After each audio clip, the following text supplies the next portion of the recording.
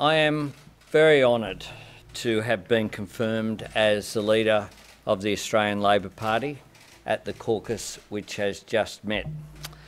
I again thank Bill Shorten and Tanya Plibersek for their leadership of the party over the last 6 years.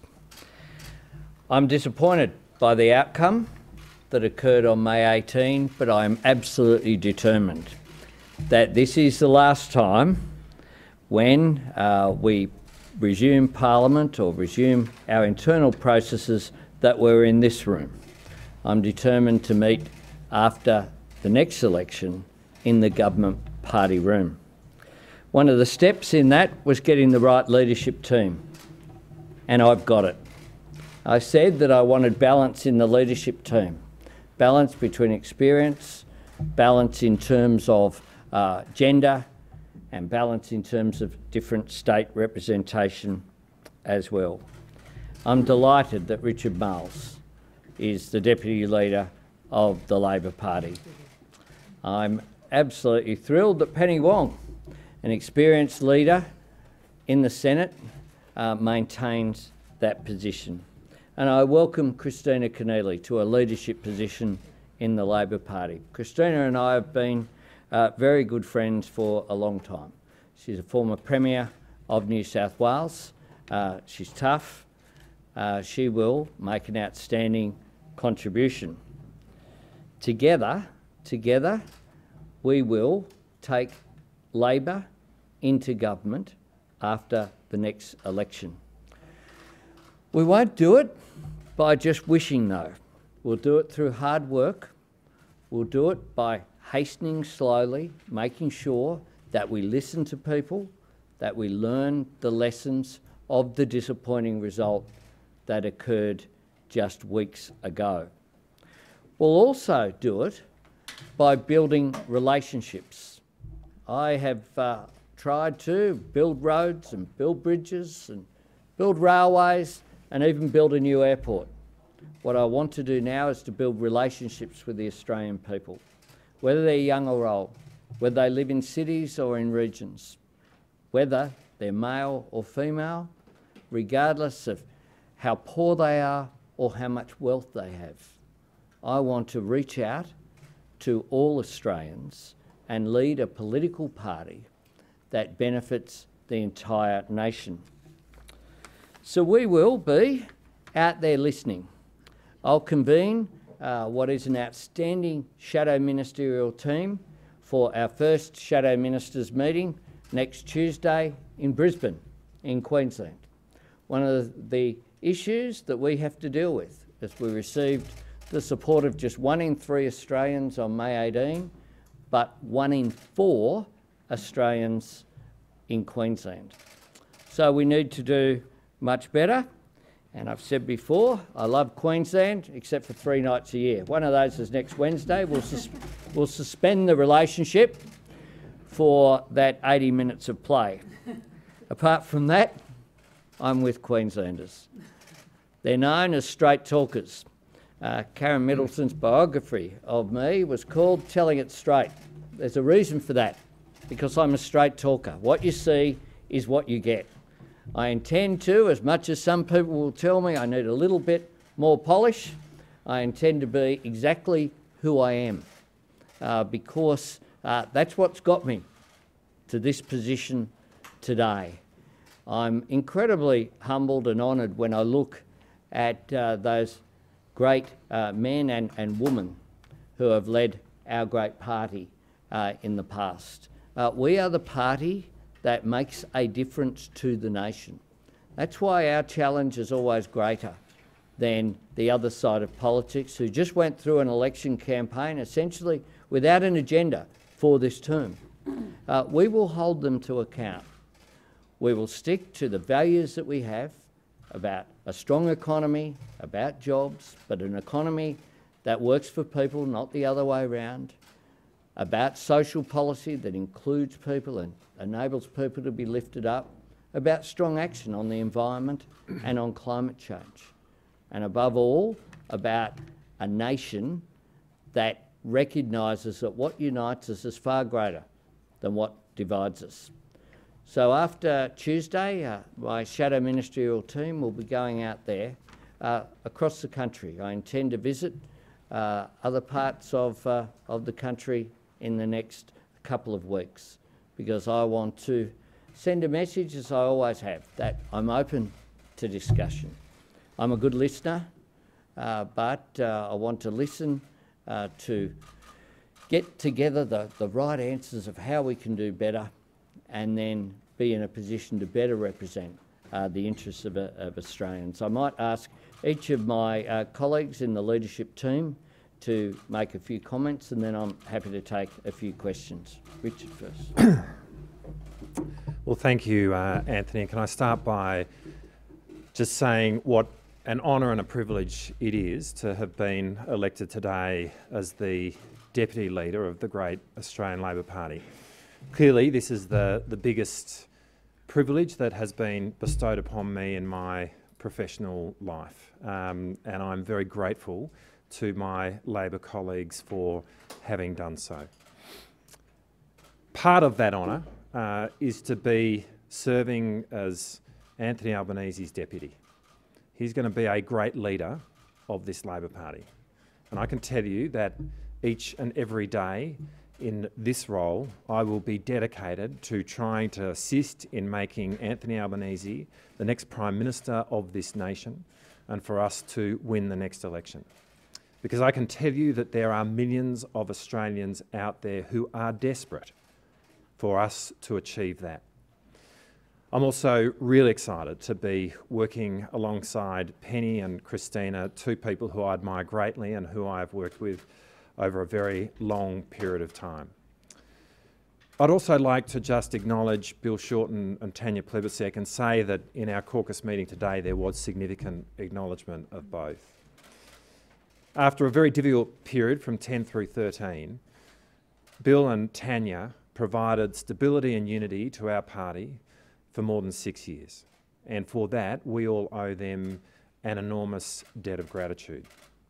And it is that unity that we are going to take forward behind Anthony Albanese to make sure that we take it up to this government each and every day between now and the next election to ensure that we get the result that so many of Australians need.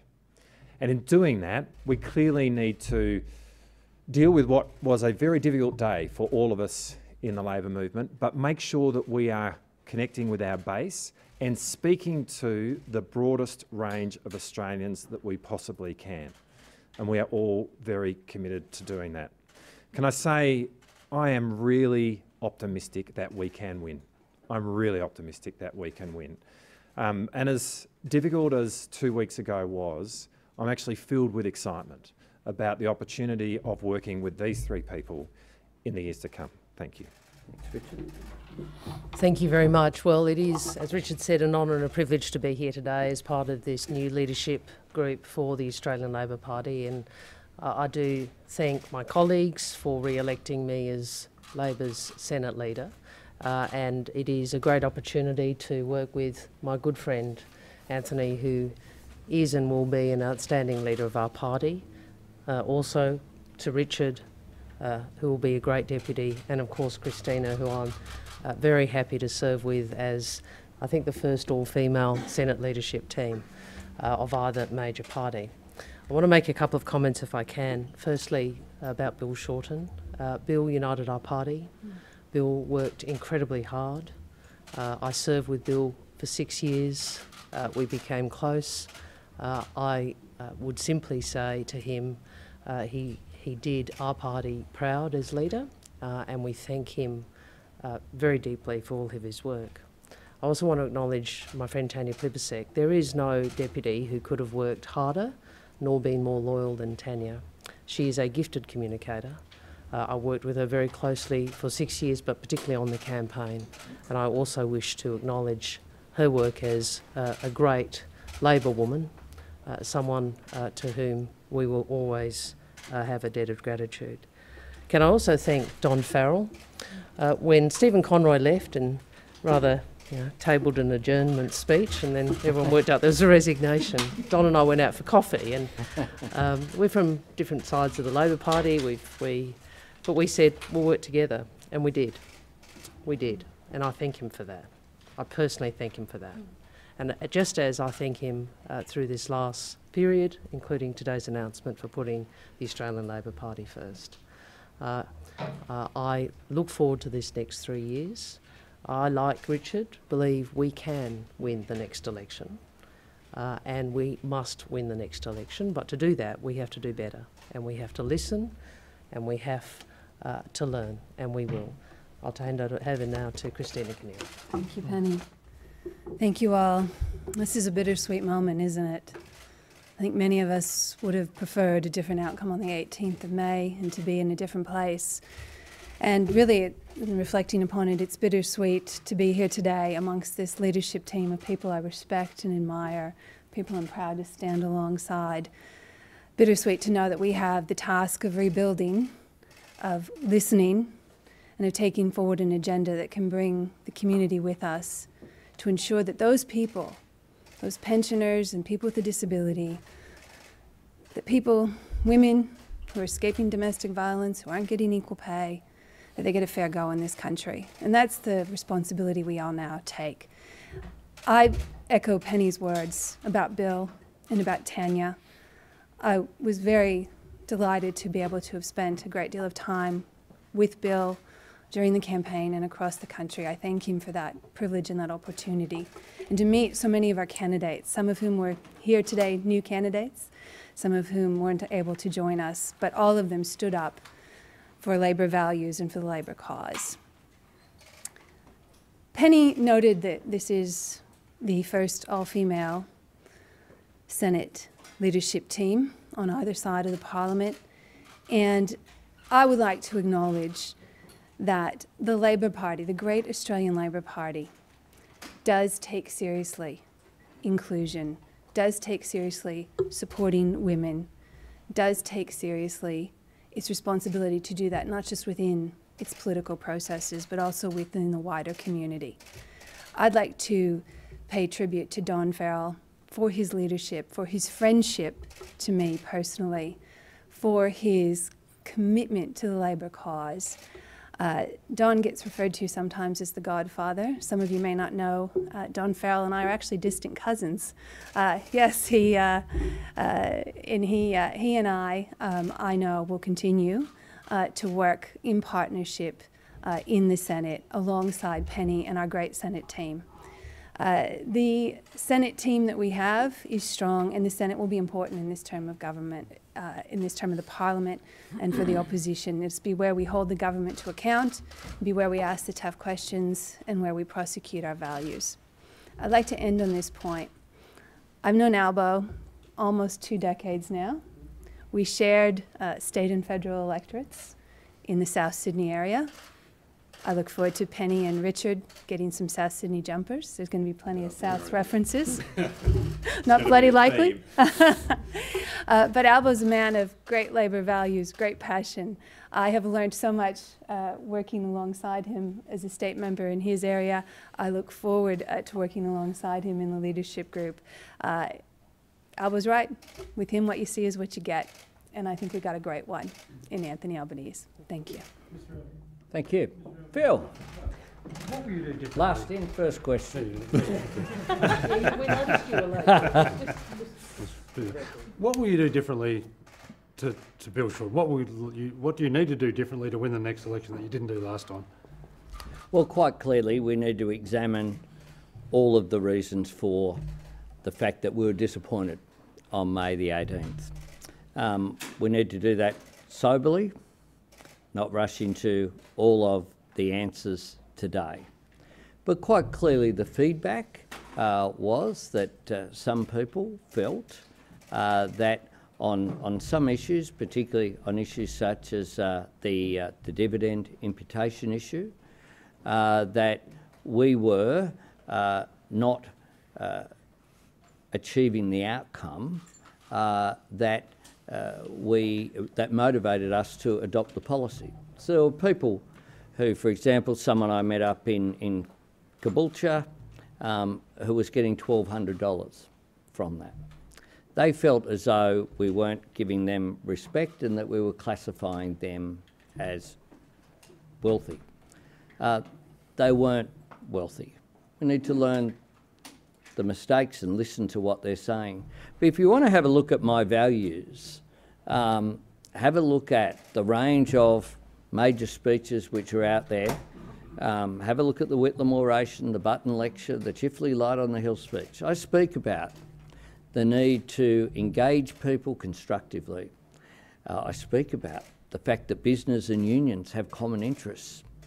I speak about the need to talk about aspiration and to appeal to people who want to get on in life and want a better life for themselves. But I also speak about the way that Labor sees aspiration, that people don't just want better things for themselves, they want a better life for their family, for their neighbourhood, for their community and for their nation. So it's a much broader definition than one which is about individualism. I have a history of, I think, arguing very clearly about nation-building infrastructure. When I go to Charleville, I can go to the local town hall that was upgraded. When I go up to Normanton and Corumba in the Gulf country, I can point to the Ironsea River Bridge, which used to get washed out every time, which we built properly, and which, by the way, I was criticised by the Audit Office for doing so.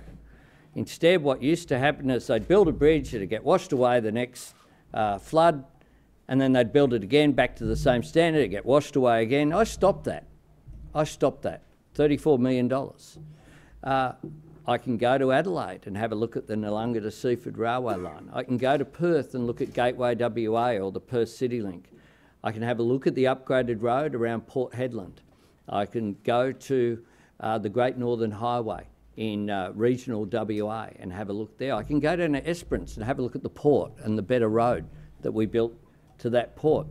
I can go to anywhere on the Pacific Highway and know that we contributed $7.6 billion over 6 years. They contributed 1.3 over 12 years on the Howard government. I can go anywhere on the Bruce Highway, the Townsville Ring Road, the Mackay Ring Road, the upgrades around Gladstone and Rockhampton. I can go to Victoria and ride on the regional rail link. I can go in Queensland and have a look at the Redcliffe rail line.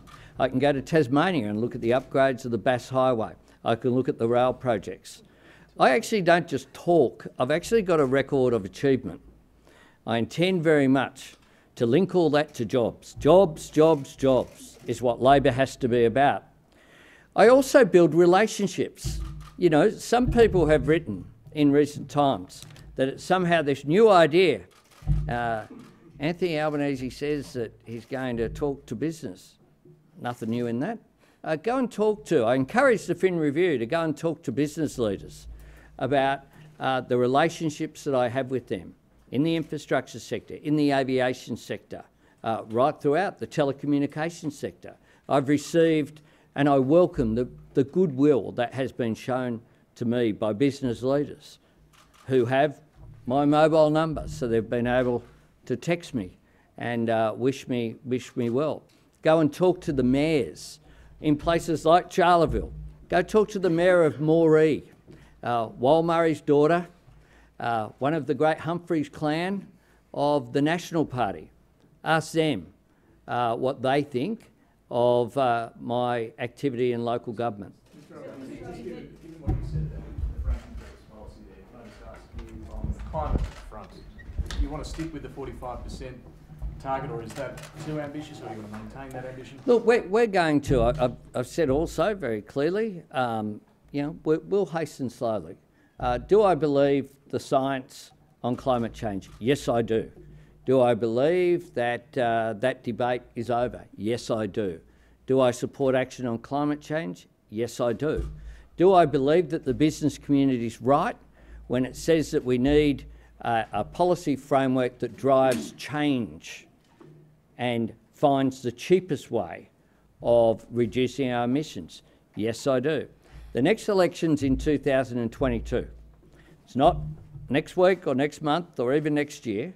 We have plenty of time to have all of those debates, and we'll do so. Michelle?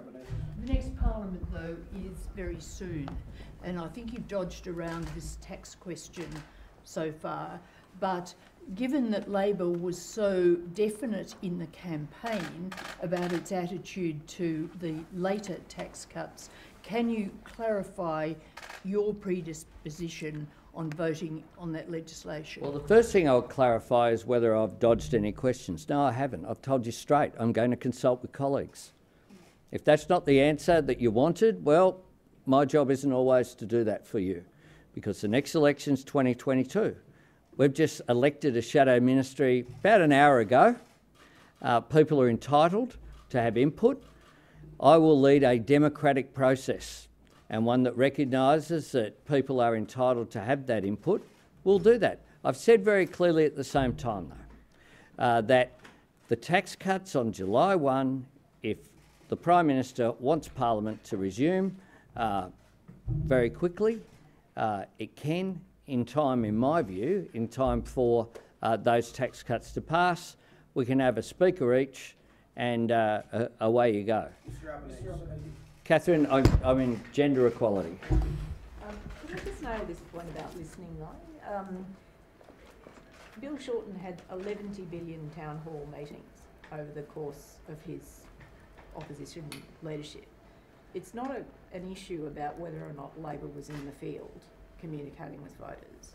Is your point that Labor, over the last period of opposition, did not listen to the feedback that voters gave you, because it was clear for a considerable period of time that there was pushback against in the community about franking credits, for example?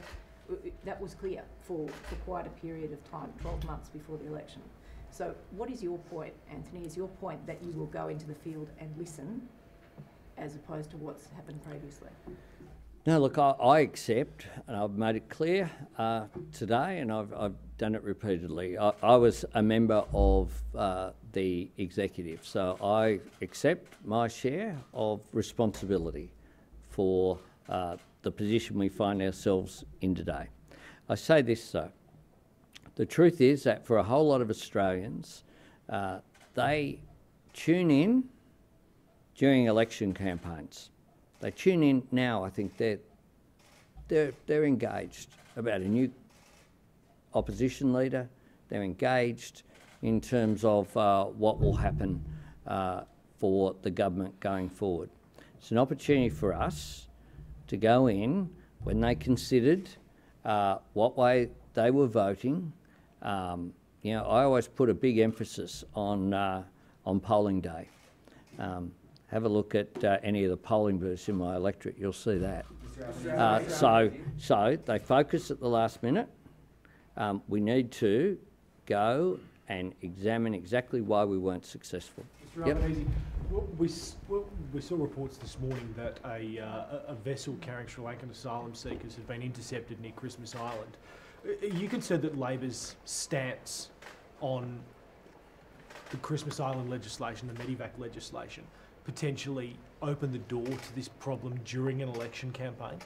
No, I supported that legislation. Mr. Albanese, you said you're pro-business, but is Labor seen as anti-business, and is that an image that needs fixing? Labor will be seen by all of us, our entire team, as being pro-business as well as pro-worker. And I believe that's exactly where Labor is and where we need to be. I think in terms of some of the language that was used, some of the feedback I've had, I spoke to a fellow who runs a business near Narangba at the Narangba Valley Tavern on Tuesday night. He employs 25 people, he makes outdoor furniture, he left school at a very young age and has built a business. He felt as though he was alienated from us. That's the truth. No point gilding the lily here. He felt like our approach to him was that he was rich. He said he had a lot of assets, he didn't have much cash in the bank. I want to appeal to people who are successful, as well as lift people up who aren't as successful as that particular gentleman. Mr. Albanese, Yep. Bill Shorten today said that part of the reason he thinks Labor lost was because of campaigns by big business, a financial behemoth, people in the media. Do you subscribe to that view? Well, there's no doubt that if you spend tens of millions of dollars on a campaign, part of which is full-page ads that are negative about Labor, that will have an impact. And I think quite clearly it didn't have enough of an impact to elect either Clive Palmer or any of his party, in spite of the bold predictions that he made that he would in fact be in government today. They did not win a seat, and I pay tribute. And one of the things I'm going to get my team to do, find out whoever did that IKEA ad. I want them to be bidding for the Labor Party's work at the next election. At the back. On that note of lifting people up, Labor went to the election with the promise to review New Start. Will you push, with a lot of those independents that want New Start raised, push the coalition government to look into that? Well, look, we said we would have a review. One of the tragedies of the election campaign result is that this government isn't committed to a review. One of the reasons why we're disappointed isn't it's not about us, it's about the fact that people who were going to get, pensioners who are going to get access to dental care won't get it. Schools that were going to be better funded won't be. Hospitals that were going to get increased funding won't. People will have their penalty rates cut on July 1. The last stage in the reduction of penalty rates imposed by the government will lead to a wages cut for 700,000 hospitality workers on July 1. I just think those workers are having a go. Why won't the Prime Minister give them a fair go? And I note that today the minimum wage has been increased by some $21.60 per week or 3%. I welcome that decision by the Fair Work Commission. It's a pity that the Morrison government didn't make a submission which recommended any increase in the minimum wage. They left it all vague. I stand for, look, we'll deal with all these issues over a period of time. Quite clearly, Labor had a position we took to the election. Just a couple more and then we'll... Hang on one tick. Mr Albanese, in previous leaders who've kept former leaders in the parliament, it hasn't worked out so well. Bill Shorten had 2 terms and lost 2 elections. Why does he deserve a spot on your front bench rather than someone like Ed Husick, for example? Well, look, Bill Shorten is honoured as a former leader of the Labor Party. He's been not just that in opposition, he of course was a minister in the Labor government. Our team is a mix of new and emerging people coming through. A number of people who've been selected today are new. Some of you have tried to write what you thought was happening in the shadow cabinet. None of you have got it right.